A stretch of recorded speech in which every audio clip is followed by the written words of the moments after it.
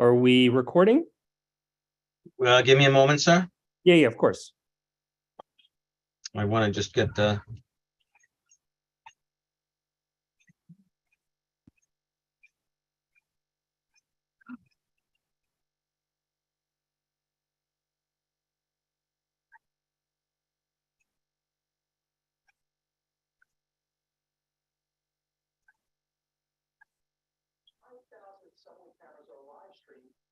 Okay, we are live streaming.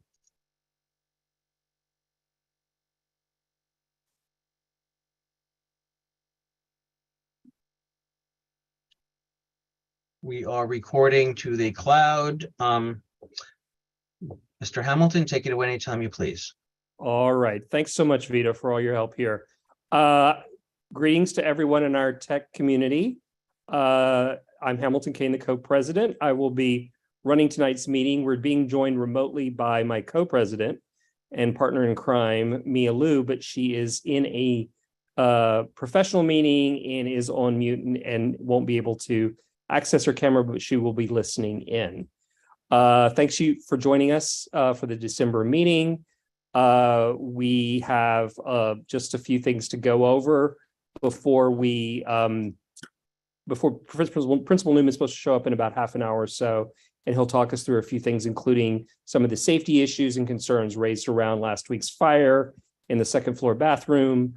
But I wanted to just extend a greeting to everyone. We've got some wonderful fundraising updates for you this evening. And actually what we'll do to start is hear from our some of the board members who have been working on those efforts. So I think we should probably start with the Lunar New Year, if Kim and Sharon are with us. That's scheduled for February 3rd. Kim is picking up my kids, so she'll be a few minutes. We could go on to something first. All right, why don't we do, if Tiffany maybe can give us a kind of an update on the ongoing spring gala auction, which we had originally scheduled for the end of March. We are moving it probably to early May. Tiffany is one of our freshman reps. She's been working with Sumi on a committee of volunteers to get that going. And I will yield the floor to Tiffany. Yes, thank you everybody for being here. We are trying to do the spring auction / gala. We just need help. We're trying to build a team of parent volunteers. We also asked that, I'm sorry, I'm looking at my notes here. Yeah, we're just, whatever it takes to get it done, whether you can donate catering, decorations, entertainment, things of that nature. We also need auction items because it is, an auction event. You can think outside of the box. There was an email, and we'll probably send another email out. It can really be anything, any service or certain experiences. You can go to the store and buy something that you'd like to donate. So we're just asking for help, whether that looks like helping us plan the event or helping us get the items for the event in terms of the auctions and the services. I know we sent out an email before, and the link was, the email was pretty long, so we are going to be using just bthsgala@gmail.com. I'll put it in the chat, and if you sent us an email to the old email, we did get those, and I'll be responding soon. But this one, going forward, we'll just be using bthsgala@gmail.com, and just let us know if you're able to help in any way. Thank you. Great. Just to kind of echo what Tiffany just laid out for us, that committee has been hard at work there. This is the first time we'll be doing something in person in 3 years. So we're picking up some loose threads from 3 years ago. Any help that you can provide Tiffany and Samantha, also known as Sumi, that would be great. Our lines are open. So I really appreciate their efforts, and that will, we'll continue to discuss that going forward. I believe Kim has joined us. Sorry about that. Had to drive the kids to dance in the rain. My apologies. No, it's definitely rainy out there. No worries. I thought we'd hear from you and Sharon if she's available. Sharon is actually, I think, stuck at work. So I promised her that I would cover this and quickly because I know we've got a lot to cover tonight. Let me start with something that we haven't talked about in a bit, which is the Social Justice Racial Equity Book Club. And we've come up with a new book, and I'm just going to show it really quickly here, and hopefully you guys can all see it. And you'll be getting information in Tech Talk about it. The book is Finding Latinx. It's from a Brooklyn author. It looks fun. I haven't read it yet. So we've got our date, which is Tuesday, January 10th for our first meeting. Again, you'll get all the information in Tech Talk. And then we'll usually send out the Zoom a day or so before so that everybody's got the link then. So we'll remind you right before. But again, please take a look at Tech Talk this weekend because over the holidays, we don't have Tech Talk. We will send out a standalone right after the new year just to remind you, but take a look and see. Thank you. Lunar New Year, we are doing great. We've got over 300 people that have purchased tickets. When we did this back pre-COVID in 2020, we had over 400. So come on, there's plenty of room. They actually have room for more than 400. So don't be shy. We'd love to have you come. If you don't have a whole table, that's great. We'll put people together. It's going to be a great night. And you're going to be getting more information. Today is the last day for the early bird prices. So you should have received a standalone email today telling you that, giving you the link to get it today. You can certainly buy tickets tomorrow, but we're just trying to save you some money. So take a look at that email that went out earlier today. And then two more things. We are looking, and this will be in Tech Talk, we're looking for some talent to perform. We usually did virtual performances. Now it's live. So you'll have information how to reach us. It doesn't have to be related to Lunar New Year. We're the diversity committee. So if you've got some talent or you're a great singer and you don't, as I said, my son doesn't, sing in Mandarin, but I'm probably going to pull him in and make him sing. So we're looking for diversity for any entertainers that want to be part of it. They're more than welcome. And lastly, and I'm going to put this link in the chat right now, we are opening up the mega raffle for the Lunar New Year. We only sell 500 tickets. They're $20 each. And the grand prize is $2,500, but we also have a prize of $1,000 and $500. We actually have 7 prizes down to, I think, 25. So please consider, if you can't be there, purchase a ticket. We will notify you via email or text to let you know that you won. You don't have to be there. So you can tell your family in California to buy a ticket. It's great. And I know we've got a lot, so I'm going to stop talking now. Thank you, everybody. We hope to see you at the Lunar New Year. Really great recap, Kim. Thank you so much. I strongly encourage to talent to come out because you certainly don't want to see me dancing on the tables. So I believe Patricia has also joined us. So maybe she could give us a quick update on the direct appeal. Yes.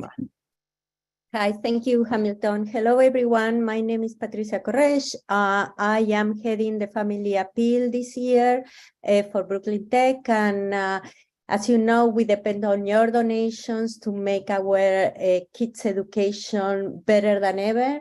So if you can spare some money and whatever you are comfortable with please make a donation as soon as possible because we are hitting the end of the year and we have a lot of things to start paying for. The requested amount is 600, but anything is good.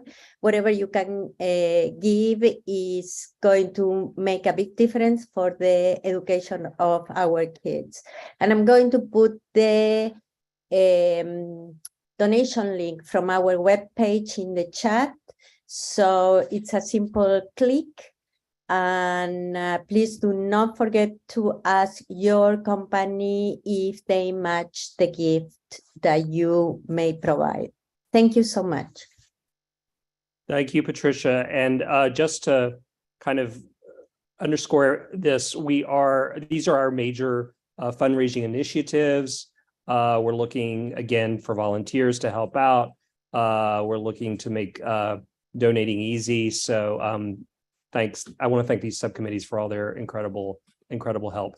Before I pivot to the treasurer's report, I did want to quickly give you a couple of committees I'm on. I was involved with the the school leadership team meeting last week.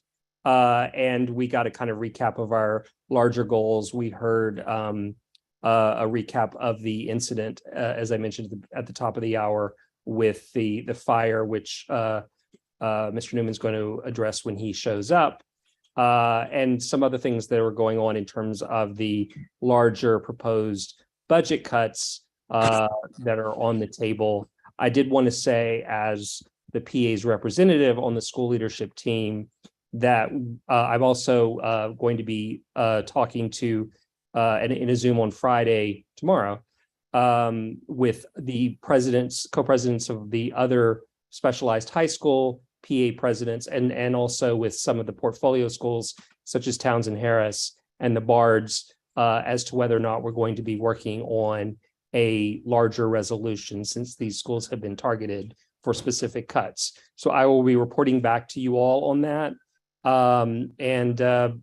I guess we will now pivot to the treasurer's report with Treasurer Goldstein, who I think is ready to go.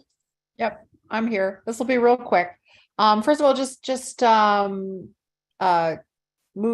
building on what Patricia was talking about, I just want to say thank you so much to everyone who donated since the family appeal. This month we brought in almost over $53,000, almost $54,000 in donations. Thank you so much. As far as the Lunar New Year event, we've sold $19,500 in tickets. We received one sponsorship donation from Queller Prep for just under $2,500, which is terrific. As far as what the PA has paid for our kids, we paid $19,812 for the merchandise that we sell at our various events. We don't tend to make money on the merchandise. I think I said this last month, but it's a great school spirit effort and we underwrite that. We also have paid for all the dinners and the breakfasts with Mr. Newman. We paid for a student movie trip. I think it was to go see, for a number of students, to go see Black Panther. And that's sort of about it for my report. Currently, we have $270,000 in our checking account and $150,000 in our savings account. But again, as Hamilton said, we haven't really ramped up the stuff that we are doing yet this year. So I'll have a more extensive report over the next couple of months. That's it. I'm happy to take any questions. Thank you, Ellen. Lee, did you want to add anything to that? You're okay? Oh, I'm okay. No, everything is good. I think that I just did a quick check on the Lunar New Year ticket selling. We are at 368 tickets already so far. So if anybody that is not getting the tickets, please do it today. Otherwise, the price will be going up. And thank you for all the parents that's making donations. I'm seeing a lot of donation coming in so far. Thank you. Yeah, just one other thing I want to add, and you may have already read this in Tech Talk. Sometimes we really, really, really, really appreciate when you have your company make a matching gift. Sometimes it is difficult to trace those gifts for our accounting purposes. So just asking personally if it is possible for people to shoot an email to patreasurer@bths.edu and saying, I asked for, you may be receiving a matching gift from my company X. My name is X. My child's name is X, and their year of graduation. That makes it much easier for us to trace it when they come in. So that's just a small request on my part. Thank you. Okay, great. There was, oh, I see that Kim addressed the question in the chat there. Okay. Anything else from any of our other board members? I don't see Mr. Newman yet.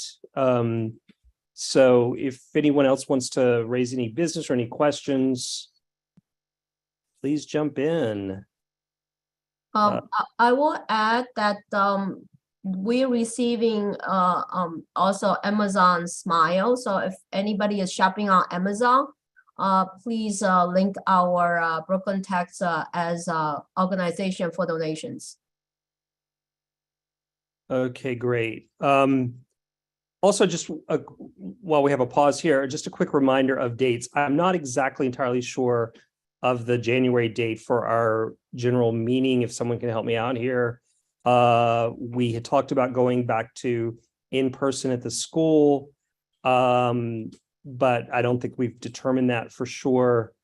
So if we obviously check your tech talk, we'll make that clear as we go forward. And I'm trying to think if there's anything else before Mr. Newman joins us, but he is not here yet. Any other items of business? Kim, do you want to talk a little bit about the venue for Lunar New Year? Sure. And also something that I was hoping to have, but they shipped a little bit late. We're also going to be selling Lunar New Year t-shirts. They're red with white lettering with a picture of a cute little rabbit. So we're charging $20. We're not trying to make a huge amount of money. It's just more about the camaraderie for the event. But the restaurant is called the Affable Eatery, and it is on 65th Street near 9th Avenue. It's a huge restaurant. The food is excellent. It is served family style, and there is more food than you can imagine. It's lovely. And again, with 400 people, you wonder, will I see the performers? There will be 2 big screens on opposite sides so that anyone will be able to see what's going on during the event. And we do raise some money, and we're very happy to take donations, but this is really an event where we're just trying to get all of the Brooklyn Tech students and parents together to get to know each other. So that's our real goal with this. So please consider, if you've never been, we were there. I was there working on this with a parent. Her daughter graduated the week before everything shut down in 2020, and it was a wonderful event. And I really hope that you guys would consider coming. You'll see some great talent, some kids and some parents that will perform a dance. We should have a lion dance. It's a lot of fun. So if you've been before, please come back. And if not, consider coming. Thanks. Thank you, Kim. That was very helpful.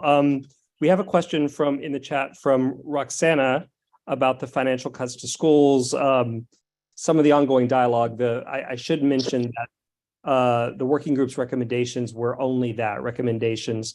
I kind of want to defer that question, Roxana, until Principal Newman joins us, because he would probably have the most up-to-date information and firsthand information about that. I will say that there was a meeting last night that I couldn't attend on a resolution from the portfolio schools. And what I mean by the portfolio schools are the 8 specialized high schools and 5 additional schools, including Townsend Harrison Queens, Bard Queens, Bard Manhattan. I believe it was the I School in Manhattan, and I am blanking on the other one.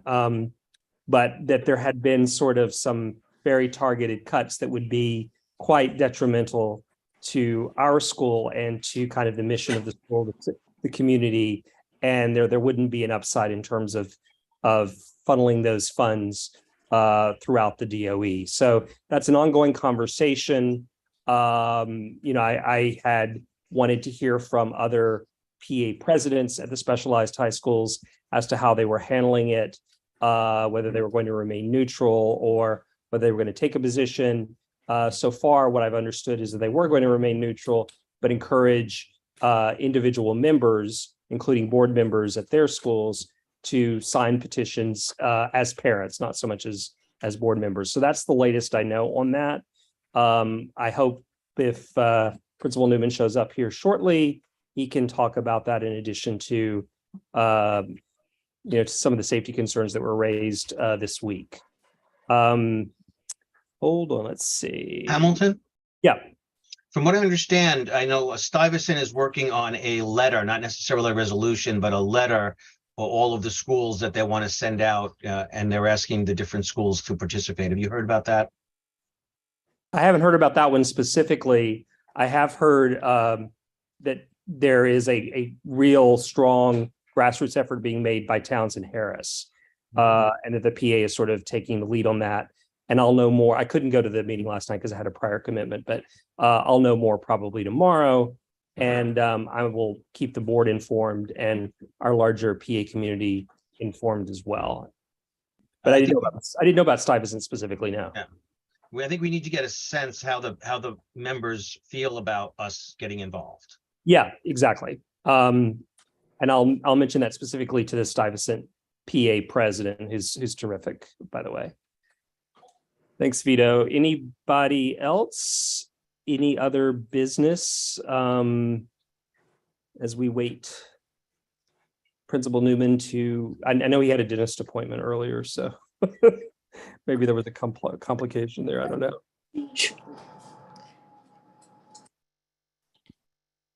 Is Mary with us? Yes, Mary's just joining now. Hi, Mary, are you there? Mary Hune, our student coordinator or parent coordinator. Are you there, Mary? I just was able to get on my phone because technology I'm and delighted. subways, technology and subways. Well, technology has allowed us to see you this evening and for you to join us. So That's nice. I'm happy about that. we're grateful to technology. I think we're waiting on Mr. Newman to join us. Okay. Any minute. We've kind of gone through a lot of our committee reports, et cetera. Do you want to just add anything in terms of the break, what the schedule is, what any sort of upcoming school events that we should be aware of as a PA? I know that people are asking me a lot about Regents Week for freshmen. I'm pretty sure, but it could change, that there's going to be MAPS testing on the first day of Regents Week for freshmen. But keep following that. I don't have an final answer for that yet. You might want to ask Mr. Newman tonight. And then also, I'm just really looking forward to break. It's going to be really fun and relaxing, and there hopefully will be a ton of snow. I don't know. Does anybody have any questions for me? Because Mary, there's a question in the chat about the virtual sophomore college night. It was supposed to be held on the 7th. oh yeah, But she didn't get a that's link. gonna Did it be- happen? that's recorded and will be sent out in announcements as soon as they can. Thanks. It will And- also, it'll be on the website, so you can keep checking the website, but I'm pretty sure they're going to put it in announcements. Great, thank you. So December you, Kim. 23rd. Thanks, Kim. Mary, December 23rd is a full day of classes, correct? Yes, That's that Friday, and then they're back. there's no clubs. No clubs. Okay, it's good to know. And then we're back in session on the 3rd. Is that right? Yeah, Or the the 3rd. Or Wednesday the 3rd. Okay, great. By chance, do you know the date for our next PA meeting? I should. I posted do. it Hold on a in second. I posted it in the chat. Oh, It's thank the you. 19th. I didn't. Oh, the 19th. Great. Okay. Yeah, I posted all the meetings for the rest of the year. It's January 19th, February 16th, March 16th, April 19th, May April, 26th. it's not going to, we have to change April 19th, but we'll figure that out offline. Okay. Yeah, I saw that email. We can Thanks. figure that out. Thanks, Lisa. I know that it's usually the 3rd Thursday of each month. Yeah, it's parent teacher conferences are the 19th and 20th of April, I believe. The SAT is going to be on March 22nd. The PSAT and the SAT is March 22nd. It was changed, I think, by the college board. It was originally the 23rd, so we didn't make any typos. It was just changed. What else? I just want to make sure, Vito, are you getting everyone to rename themselves so that we have a list of attendees? So at this point, if they're not renaming, I've sent messages out. I'm putting them in the waiting room. Please do not let anybody else in if they're not full name because it's not Okay. right. I keep- right. I was getting a flurry of iPhones, so I'll just ignore those. Okay. So I guess we're just waiting on Mr. Newman. Want me to text him? Yeah, that might be a good idea. Okay. I know Vita just told me that, but I'm going to sign out and sign back in because I want to go onto my computer instead of my phone. So I hope that's okay. I hope you let me back in. is what I'm Yes, saying. yes, of course. But let me see where he is. Okay. I'll see you in a minute. See you on the other side. Thank you, Mary. Sharon has just joined us. She is the co-chair with Kim, is working on Lunar New Year. Sharon, did you want to add anything? We've heard from Kim, but I wanted to give you the opportunity to say something if you wanted to. I'm on my way. I'm taking subway, so it's not convenient to talk. Okay, all right. Yeah, sorry. Don't worry, Sharon. I got it. The only thing I Yeah, I couldn't do is do it in Mandarin or Cantonese. That I couldn't do, but otherwise I covered it. Thank you, Kim. Okay, I just realized that I didn't check in with Shani Bang, who's been doing our Teacher's Gift program. Apologies. You want to give us a quick update? Sure. So we had sent out the notice for teachers to fill out the teacher's wish list, and so we received over 100 forms back. And now we are going through the list to see how we can help the people on some of the items that, they've requested. Some classrooms wanted, an entire set of iPads. I'm not really quite sure if we can afford to buy an entire class of iPads. But, something, like I had mentioned before, there are things from simple things like boxes of tissues to pens, all the way to all sorts of lab equipment. So we're really excited to see what we can do for the teachers this year. And hopefully we can do that, rather quickly. I thought you said depends. I was like, that's interesting. No adult diapers. No adult diapers. That's what I heard. That's what I heard as well. You did. I wasn't going to ask. Well, our minds are all kind of fried here at the end of the year. Shani, you submitted all of that to David Newman, right? I did. So he will kind of purview the list to see if there are things that could be purchased, through the school. And if there are items, he can't do, then he will pass along to us. Okay. Yeah. And do you have a good time frame for that, or are you good on that? Do you need support? Well, it just depends on how quickly he can go through the list. He's a very busy man, and it is monotonous. I mean, we have over 100 forms, and each teacher put in, 3 items. So to kind of go through that, takes a bit of time. Sure. So as soon as he does that, then we will, start notifying the teachers, and then get things ordered, and hopefully, sometime early next year. Probably is going to be the time that they will start receiving items. Good. All right. Thank you. Any other new business before, as we wait on Principal Newman to join us? Did he answer me? Any new business? Oh, hold on. I have to send him the link. Oh, please.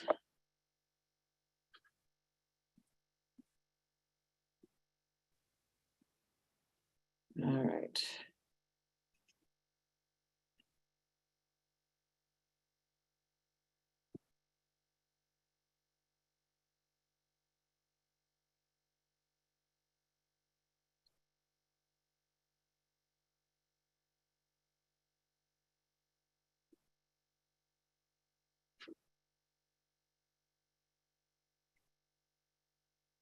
Okay. Did you send in the link?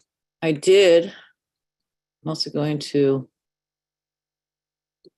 send it by. Hamilton? Yeah. please ask everyone if co-hosts, do not let anybody in at this point unless they have their full names. I keep on putting the people in the waiting room and they keep on I being see. let in. I didn't know if the first name and initial was sufficient. Just the last name. I don't care about first name. First initial and last name is fine. But I'm Okay, getting anonymous and iPhone and I'm it. telling people exactly what they need. okay, got it. So just to reiterate, what Vito just said, we're not going to be admitting people without at least a last name, and there's David. There he is. And a first name would be preferable. And they can watch on YouTube. The link is in there. I put the link in the waiting room as well.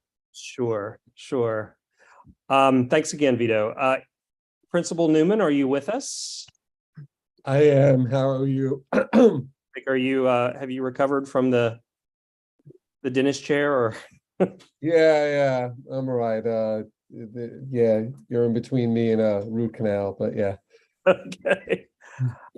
So I thought as we turn the meeting over to you, there are two issues that I'd like you to address. One is obviously talking us through the fire incident at the school last week, just so that everyone feels like they've got the latest information. I know there's an ongoing investigation. You can kind of fill everybody in, and any kind of safety protocols that were highlighted as part of the evacuation. And then secondly, there are still some questions about some of the budget issues and the proposed cuts that we're getting. And I know that there was a meeting last night, I think organized by Townsend Harris, one of the portfolio schools, about a possible, I don't know, some sort of public statement. So if you could just touch on that at some point, but I think the fire is the first order of business. Okay. So I mean I don't know exactly what people want to know, but there was a small contained fire in a bathroom. It did produce a lot of smoke. As a result, of course, either way, it led to an evacuation. Everybody got out safely, very orderly. There was no running, there was no mayhem. And then we held in place for a little over an hour until the fire chief said it was safe to go back inside. We went back. Then after that, we went back inside. It's still a pending investigation. I can tell you though that an arrest has been made. So that's where we're at. So Rhonda Cambridge Phillip has asked, do we know what caused the fire? Are you at liberty to say? I mean, that's hard to do in the sense of, it's still a pending investigation. I don't know if they're absolutely sure. It seemed to be that it was a paper dispenser that like dispenses like a hand towel, like hand towels to dry your hands. That was on a roll. Seems to be the origin. Yeah. Okay. And Cecily Jolly asked, were all students evacuated? Mary has answered in the chat that the entire building was evacuated. Any questions or comments you want to make about those procedures? Do they all, you had mentioned yesterday, or rather this morning, the safety committee meeting, they all seem to go pretty well. Yeah, I mean, every time something happens, it's never like a perfect scenario, like never happens that obviously you never want to have anything like this happen, but there's always something, that's a hiccup, timeliness.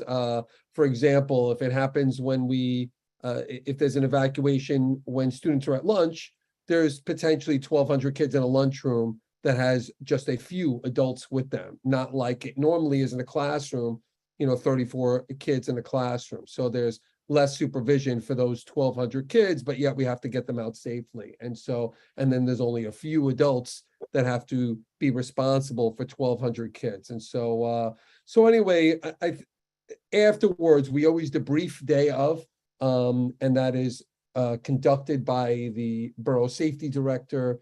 And we talk about, what some things we could do better, as a learning experience and whatnot. I think we came away with some really meaningful ideas. That we didn't have enough bullhorns outside, for example.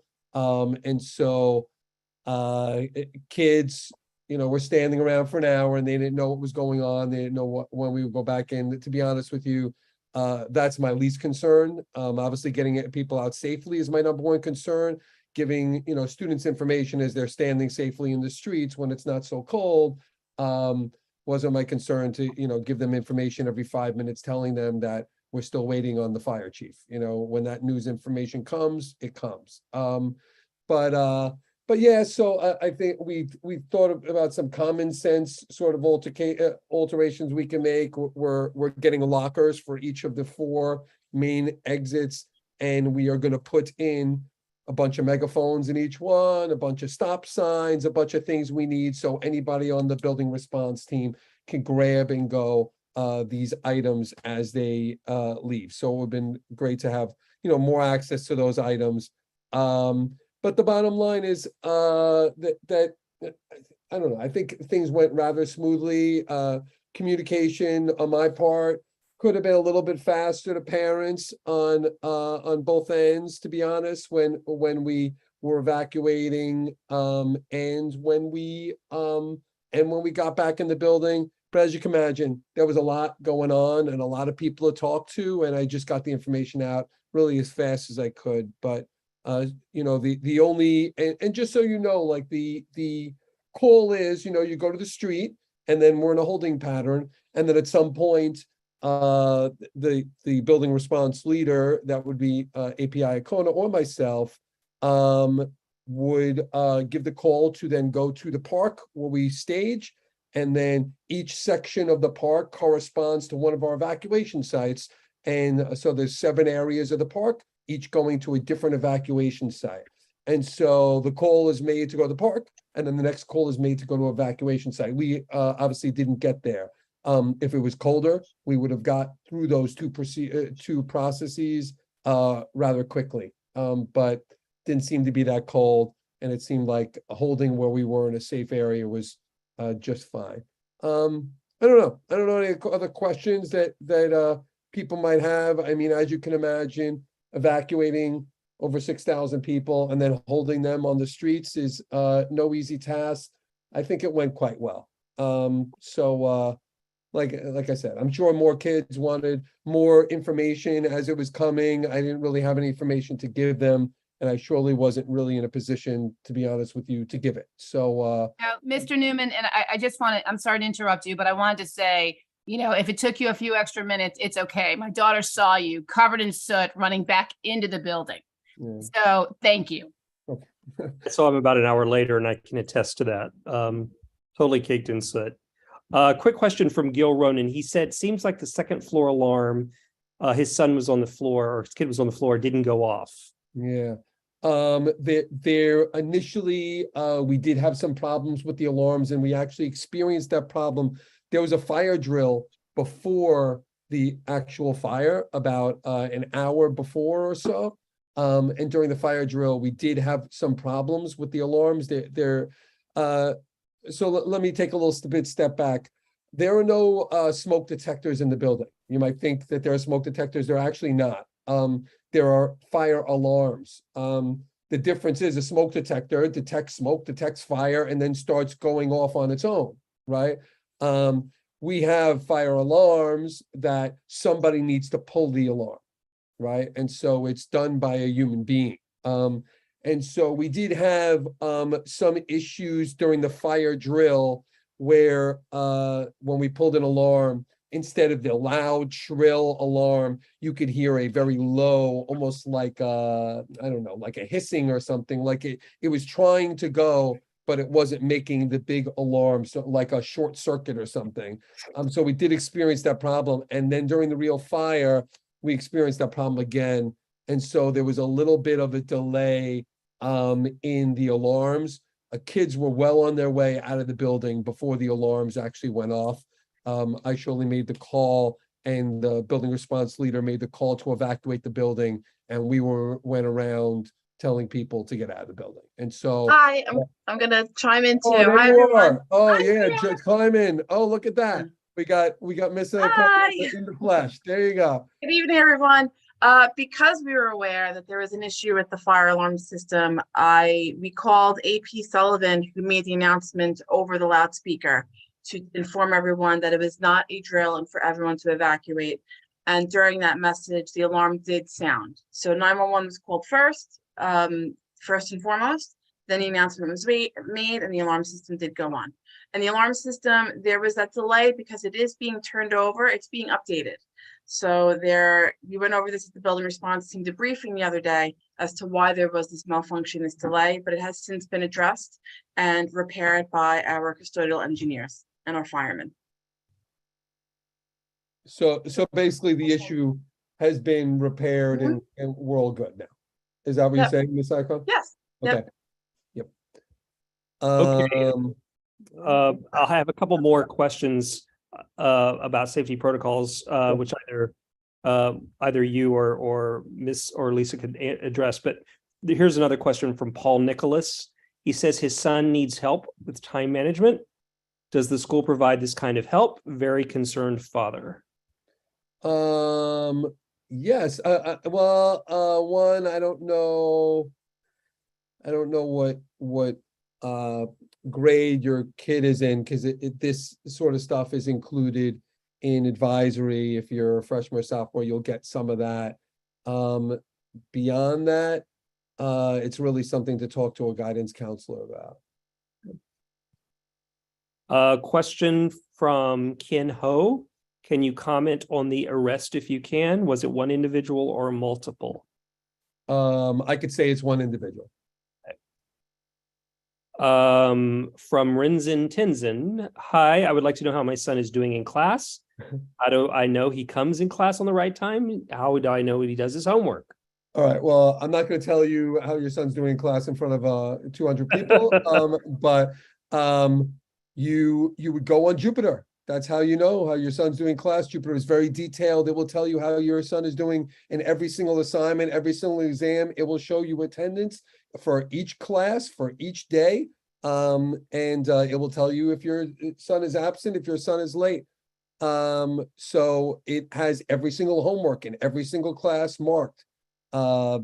Everything's there. And so you need to get on Jupiter. If you don't know how to get on Jupiter, you can send me an email and I'll point you in the right direction, or you can send Mary an email. She'll point you in the right direction. But it's all right there. So I don't know if you've been in Jupiter and just don't know how to find the information, or you have no idea we're using Jupiter, or you've never logged on. But either way, Mary can get you all set. I should also add that one thing that came up at the school leadership team meeting was perhaps next fall, the PA could co-sponsor a series of parent tutorials with Jupiter, just so that you can have some familiarity with the system. I think it's a good idea. We'll be looking into it. Chris Zhang has asked, is it possible to eliminate gender-neutral bathrooms in the school?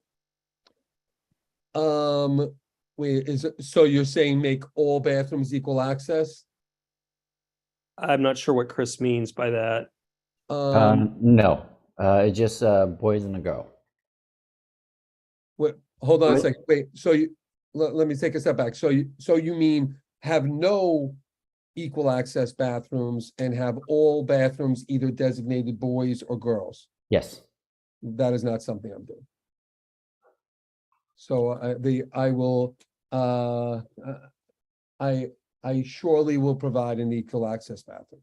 And so this is something that our students need, our students are asking for, and surely I'm going to give them. Shanette Goddard has asked, hold on one second. It seems my son is spending a lot of time on his phone during class. How is the teacher dealing with situations like this? These are some interesting questions, like really granular. I like it. Your kid is spending time in class on his phone. The parent in me says, take your kid's phone away. You take the kid's phone away.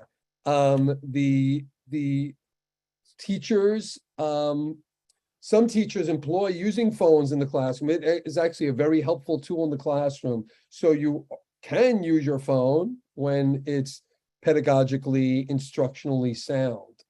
You are not supposed to be using your phone for talking or texting or looking at things or being on Instagram or whatever kids want to do.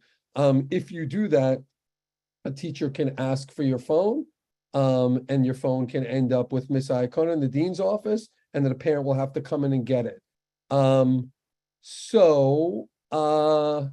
don't know how to answer that better. I mean, there are students shouldn't be off task utilizing phones. If you find as a parent that your kid is doing things that they shouldn't be, take their phone.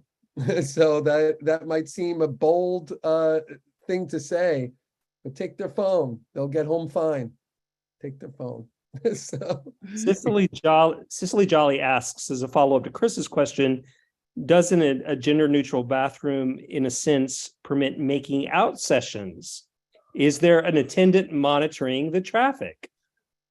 the traffic in the, so let me describe a little bit more about gender neutral bathrooms or equal access bathrooms. They are single stall bathrooms. They are for one person. One person goes in and to be, to feel safe in the bathroom, and then one person comes out. I don't know, the making out sessions is not my primary concern here, to be honest with you. I'm sure there are plenty of nooks and crannies in our huge building for students to make out if they choose to do so.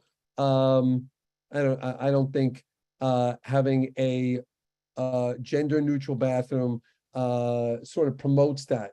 It's the gender neutral bathroom or the equal access bathroom is for one individual to go in the bathroom. It is not for they are small bathrooms with one stall. It is not designed for let's say a identifying gendered male to be in a bathroom with an identifying female. That's not what it is, and that's not what's happening there. And so it's one kid who just wants to use a bathroom. Okay, thank you very much. We are taking questions in the chat for Principal Newman. I'm reading them aloud. We can cover any number of topics, whether they're academic, athletic, some of the safety issues that we've been discussing already, perhaps some of the larger DOE questions that we've also touched upon. So Yeet Mania says, do the cameras in the halls work? Oh, yes, they work very well. And so they're, I don't know if I would say they're high definition, but they work pretty well. I mean, we could see faces. They are in most areas. They are not in stairwells. They are, of course, not in bathrooms. They are not in classrooms. They are not in offices, but they have the hallways very well covered. And if we had no scaffolding, they'd have the perimeter of the school covered as well. Pamela Hammond Farmer asks, once absence notices for sick days are signed by teachers, when is the excused absence reflected in Jupiter? We don't have excused absences. So I do want to clarify that. There are no excused absences. You are explaining your absence, which it doesn't seem like a big difference, but it really is a big difference. We're not saying, okay, like we're accepting, it's not excused. You're explaining to us as a courtesy, as a sign of respect, just so we know where you were. But it is not an excused absence. You're still absent, right? So it's not like the absence disappeared. You're just explaining it to us why it happened. So what was the second part of the question? Like, it's reflected in Jupiter. It's not going to be reflected in Jupiter. You're just telling us you're still absent. It's not like the absent gets erased. So there's no designate, no change. Okay. Someone asked earlier about the organization giving the students support, and Suzanne Schulman says she thinks there is an executive functioning club or some sort of, I don't know if that's a part of the club or so many of them. I mean, there are sets that is provided through our special education department that does a lot of executive functioning. I don't know if there's an actual club. Maybe they're referring to sets. That I'm not aware of, but executive functioning is also something that happens in advisory.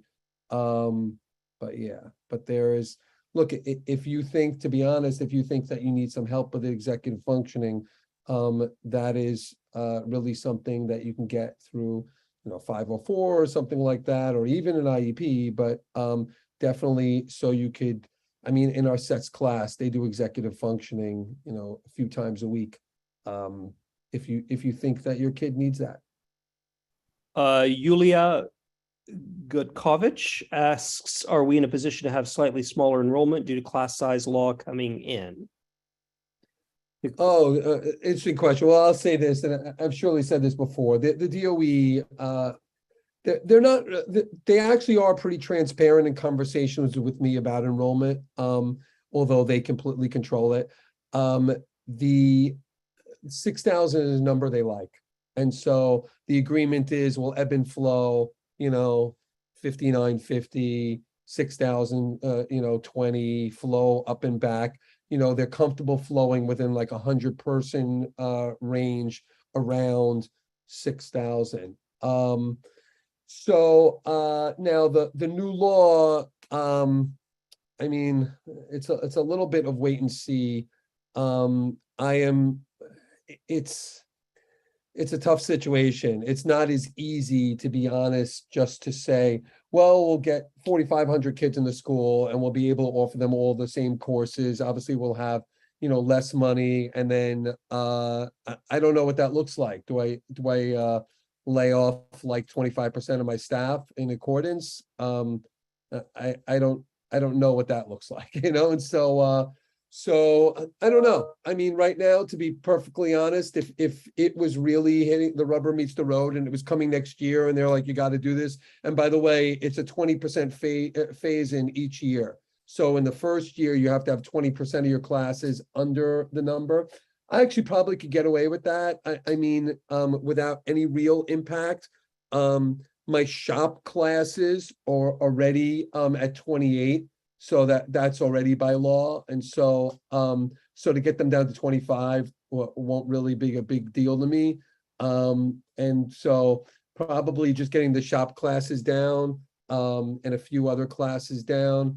I think I could do it with minimal impact for the 20%, but after that I'm in trouble. And so to be honest, and so there are out there, from what I understand, waivers based on enrollment size, based on more so size of the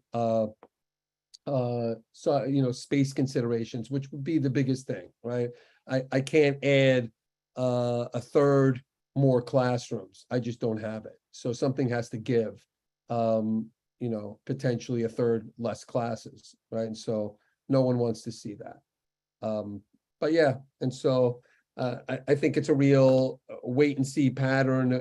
Are these decisions being dictated from above? Are they asking for giving sole discretion to principals on making plans on how to put this implementation in, or how to get, to ask for a waiver? And even if you ask for a waiver to not adhere to it, I believe you have to have a plan in your back pocket on how you can accomplish it eventually.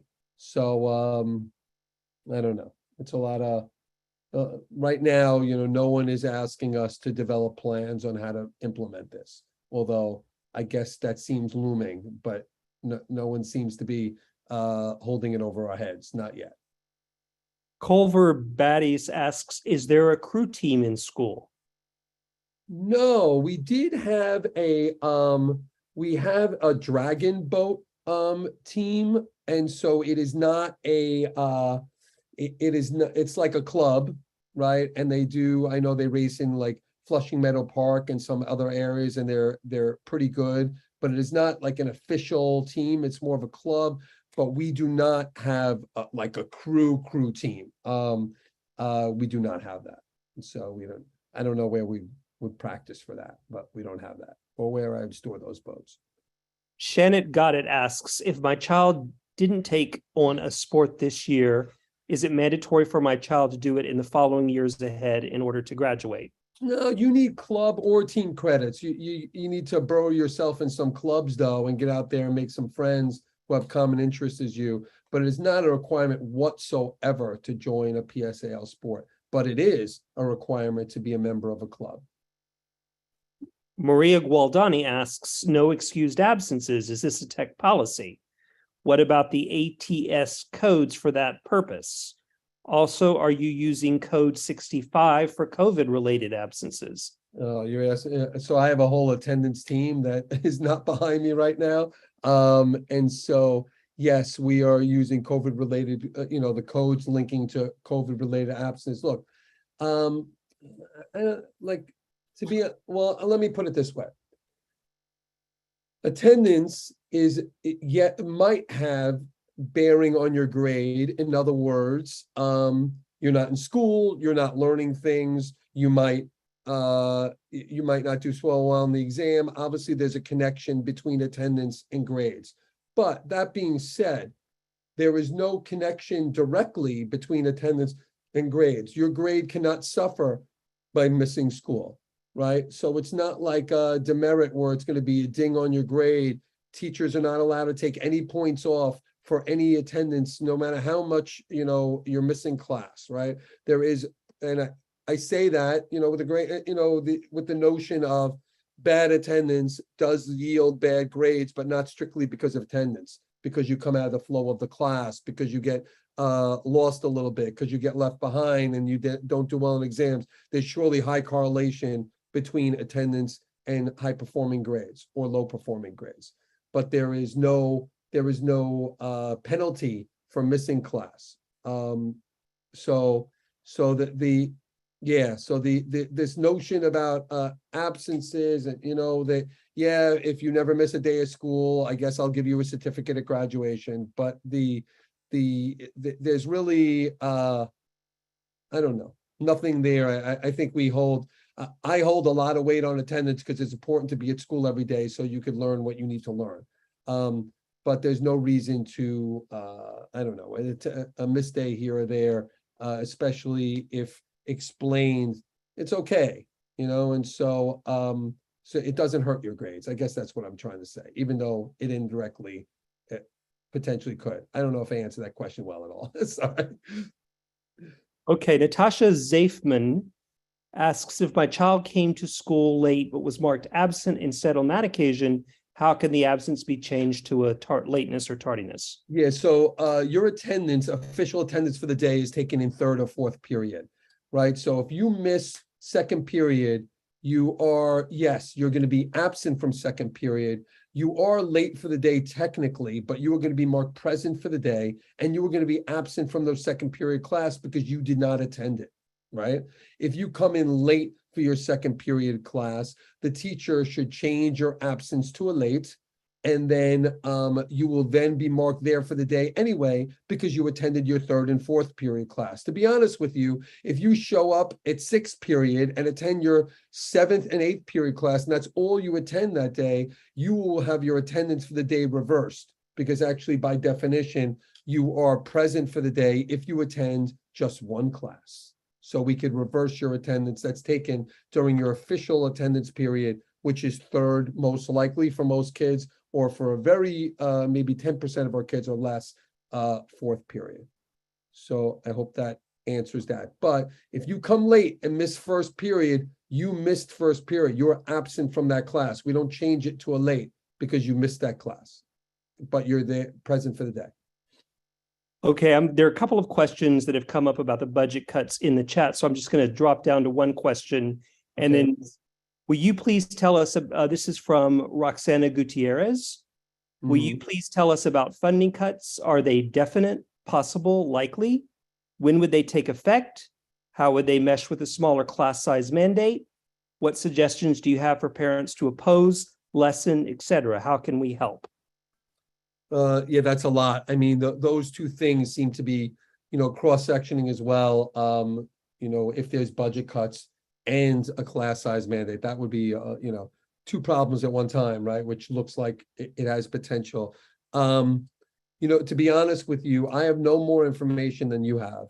I read about the potential for budget cuts for the specialized high schools just the same as you do. I don't have any, inside information, unfortunately. I do know people who were on the panel that ultimately recommended these cuts to specialized high schools. I don't know more than anybody else what the chancellor and the mayor are going to do in this regard. And then obviously it involves more than that. I'm sure it involves city council budgeting and whatnot, but I really don't have any insight on that. It's obviously a heavy political issue. And I read the politics into it just like we all can. But I've really been given no information. I can't imagine though, one day I just walk in and there's like less money in the bank, so to say. Jan Folnecki asks, my son's geometry teacher marked him absent on Jupiter, even though he had the early release form signed by the very same teacher the day prior due to the varsity swim meet. I emailed the teacher and her answer was, it was legit. What's the policy regarding the absence because of school athletic activities? Yeah, you are absent from the class, right? So you can't say you're at the class when you're not there. You're absent from the class, but we got you in the sense of you are present at the swim meet, and we know that. But we can't mark you present for a class that you didn't attend, even though we understand exactly why you didn't attend, right? So that's just the way that works. So it's not, once again, this is not a penalty. People get mixed up in, attendance is a penalty and I'm gonna lose points on my grade. Your kid was not there in that class, therefore he was absent, regardless of whether we knew where he was or not, and whether it was a school function or not. So Leslie Ann Angus, our freshman, one of our freshman reps, asks, my child records shows absent for the first 2 days of school because of the schedule mix up with the program. Will this be updated? I mean, it matters. Well, so if you're absent for the whole day, it means, once again, you didn't attend any classes. So even if you didn't attend your third or fourth period class, do a scheduling mix up, you attended some class, your eighth, your ninth, some class that you could show that you were marked present, and therefore the attendance office will reverse your attendance for the day. Once again, you only need to attend one class to be present for an entire day. Sean Del Garrett asks, my child is a new sophomore transfer, so he did not take DDP. Is he eligible for the tech diploma? Absolutely, no problem. We got you. Okay. Shirley Hewell says, can the community service volunteer requirements be explained? How do students get separated out into CTE and other groups? All right. So community service is something, we're ramping back up. Obviously we weren't absolute on you needing to make a commitment to community service the last couple of years. It's something, we looked the other way. We didn't want to put you in harm's way. I didn't want you to go into, volunteer in a hospital. COVID's raging all over the place. So we are ramping that back up. I will say this, if you're worried about community service, you don't have to worry about it. It's something that we want our students to do, surely, as good citizens, something we're trying to raise them to be, along with partnering with you to raise them to be good citizens. But no one's ever not graduated because of not doing their community service volunteer requirements. There are a number of credits you could do, but that you should be doing, but there's a variety of ways to do this. You could volunteer in the building if you want to. You could get community service hours for like volunteering your time to work in my office, for example, or any offices in the building, anywhere from doing something. Most students do it on the outside, in things like hospitals or soup kitchens, all sorts of great things that you could do to help out in your community. But you can even help out in our community as well. And so yeah, we're not really hard pressed to find opportunities. If you can't find one, we could find one for you. And that's definitely a plug. I could use people in my office so if you don't, if your kid needs community service credit, send them my way.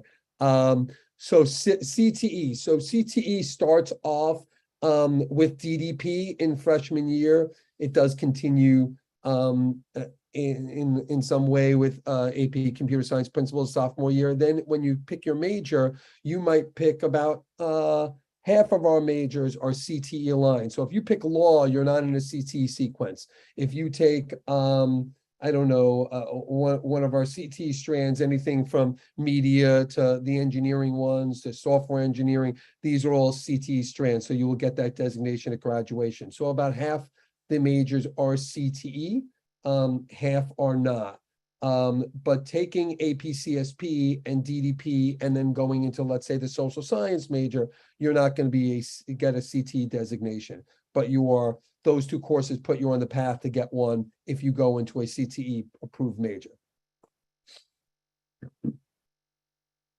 Okay, so Meki Muyib says, how do you find the guidance counselor for our child? And Tiffany responded, the guidance counselor's name is on their schedule. Hamilton? Yeah. I have a question that was sent to me that it's not in my purview. How do we buy Brooklyn Tech merchandise? Kim, you there? Help me. See, I put my wife on the spot. I'm in trouble now. Does anybody know how we buy?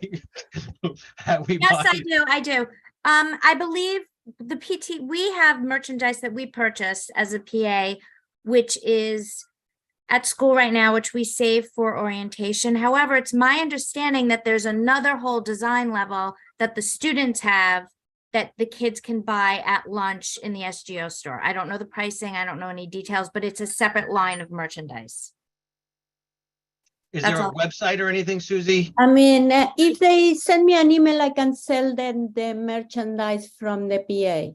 So if they send me an email to Bahia, BAHIA, I'm going to drop it in the chat. Thank you. I think Tiffany did put a link in as well. Okay. And when you don't see me, it's been nice knowing you all. Yang Wang asks, I have emailed my child's geometry teacher 4 to 5 times about having a quick touch base with him to discuss my child's performance in geometry class. However, I've not heard from him. Please let me know if there are other ways to get in touch with the geometry teacher. Thank you. Well, you can email me and then I'll ping your geometry teacher, and I have a feeling you'll get an answer pretty quickly.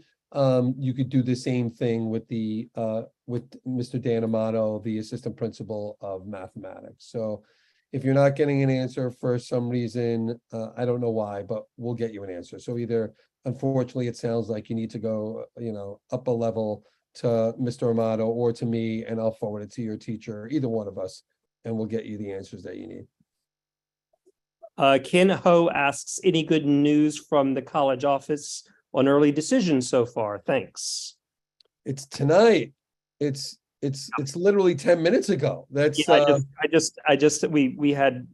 we just had that conversation off screen in this house. Yeah. Give the kids some time. I have not received any emails in the last 10 minutes, but I do know some of the high-end schools are tonight, tomorrow night as well, and I think some on Saturday as well for early action. I know Harvard's tonight. I have a number of students waiting on that. So I haven't heard anything in the 10 minutes and whatever. But yeah, I do want to say that these, I can't say enough how these days, and I'm sure you know, are stressful for our kids, right? And so you really as parents got to be there for them, and and see if they're okay. They put their heart into a particular school. The rejection is sometimes very difficult for them. I can't tell you on regular admission day, not tonight for EA, but regular admission day, like all the for example, all the Ivies are on the same day, and I'm not kidding when I say you can walk up and down the hall and see kids crying up and down the hall. And I know this is a little sidestep, but it's very important, your immediate reaction and how you react to your own child and how you take care of them. You have to find a special way to do that knowing your child. Sometimes playing it down works, sometimes playing it down doesn't work, and so be there for them, but having them not go to school the next day, for example, when you're not home with them, you're not doing them any favors to just sit and sulk all day at home, and so really think about that, because there's something real going on there. But anyway, okay, sorry to sidestep. I would also just to add to that, I would not hold a PA meeting on the Thursday night in which seniors are waiting to hear back from ED, because that's something that's been going on here. So it's just not a good idea. Chieko Take says, around the end of each term, teachers seem to give students a lot of assignments and or projects on the same day, and their due dates are usually next day. So some students need to work on them to finish all night or with a couple of hours sleep if lucky. The situation is not healthy and ruins the next school day learning or weekend plans. I realize that teachers usually don't realize how much other teachers give assignments and projects. However, this happens more than expected and beyond the limits at the school, and rarely happened at the another specialized high school where my other child graduated. Can you do anything to change this unhealthy situation? Well, I mean, I'll say this, that we have a homework policy in place and teachers need to adhere to it. They are not going to know how much homework you have in your other subjects, right? Absolutely not. But the idea is this: you get a half an hour of homework in an AP class, maybe 40 minutes of homework. That's it. That's all. So if you find some people violating that, you need to let them know so they realize that, they might think their homework only takes half an hour when in fact it's taking everybody an hour and a half. You have to let them know. And then if they're violating it, you can let their assistant principal know. But you can get homework in every single class. You might have 7 classes and you might get a half an hour in every single class.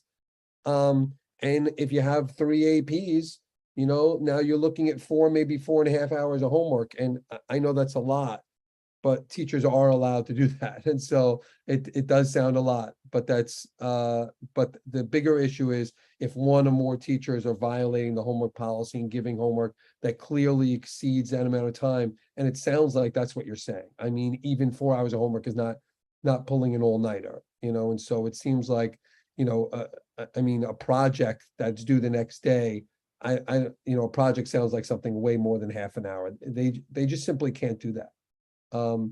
Now over the weekend, if you want to give a little bit of more, I guess as a teacher, you could get away with saying, well, over the weekend, I can give them an hour's worth of homework because there's more days involved, maybe you get away with that, but yeah. Okay, any other outstanding questions for Mr. Newman? How can, from Pamela Hammond Farmer, how can students meet with guidance counselors without being marked late if they have 10 periods? You might be straight up marked absent. You're gonna miss your class, right? Now there is guidance counselors that are available to meet after school. So you could do that. If you have 10 periods with no lunch, that's a bit difficult. And so I don't think there's many kids who have that, but if you have 10 periods with a lunch, you go during your lunch period. If you have 10 periods with no lunch, you're gonna have to, calculate which class that you're gonna miss, and then miss it. So that's it. So you are, if you miss the entire class, once again, you're gonna be marked absent, but it is gonna be explained because the guidance counselor is gonna give you a note. Right. So, but if you can make it shortly, like right after school, maybe, but I have a feeling you probably have a lunch. So you can go on your lunch. Lily Coleman asks, is DDP a pass or fail class? Absolutely not. It is a 4th grade class. All of our classes are 4th grade. PE classes, DDP. The only things that are pass, fail are labs, because the real grade you're getting in the course itself, physics, and then you need to pass the physics lab, the accompaniment to the course. The course is actually physics. So all of our classes do render not only credit, but a numerical grade. Oh, except for advisory. I'm sorry. Advisory is pass fail. Okay, so any other questions? Does the faculty directory on the school webpage work? It would be nice to get emails there. Yeah, yes, it works. I mean, you don't see their email, but it sends an email to their email, their DOE email. You just don't see it come up. But the best, send it through Jupyter too. I mean, that's a great way, a real easy way to email people. And to be honest, I'm trying to get the whole community to really utilize Jupyter for all sorts of things, not only communication. I mean, not only seeing grades, but obviously communication. So it does all these things very well. All right, any outstanding questions for Mr. Newman before we adjourn? Or any other outstanding business from our PA community? All right, I do want to remind people our next meeting will be in January, will be on the 19th. We're not sure if it's on site or remote, but we will be letting you know. Everyone have a very safe and wonderful holiday season. And I guess I need a motion to adjourn. Hamilton? Yeah. Hi. We do have some students to be volunteers for the Lunar New Year events, and they asked about the volunteer hours. So who should we talk to confirm? I have no idea. Mary, can you help out with that question? What exactly is the question? They have we city do- volunteers. Oh, you want to get them volunteering credit? Yes. Oh, Go through Ms. Massey's office. yeah, Massey, but which grade level are they? The student from the All student different grade levels. media.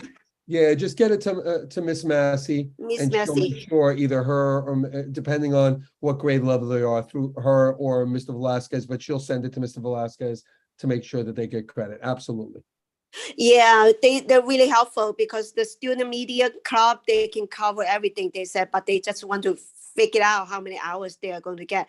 I think it's fair to reward them to help the community. So yeah, we will reach out to Miss Massey. Yeah, Thank to you. that end, last year we got a list of people who volunteered and we didn't have any OSIS numbers. So we have to make sure we have OSIS numbers. So some people have the same name. There's probably like 15 kids with the same name who never got credit. Understood. Have I the can OSIS collect, numbers. I can collect the information. We will, Mary, and there'll be less, there probably will be less kids this year, but thank you. And yes, they are great negotiators, that media club. They are awesome. Yep, they're good. So yeah, Kim and I will reach out to Miss Massey. So I will capture all the details for students. Thank you, Sharon. Yeah, thank you. Thank you very much. May I have a motion to adjourn Motion. and a second? Second. Okay, everybody keep your eyes out for Tech Talk. We'll have more reminders coming up. Thanks for joining us tonight. A big thanks to Principal Newman for answering so many questions from so many different directions. And everyone have a great holiday season.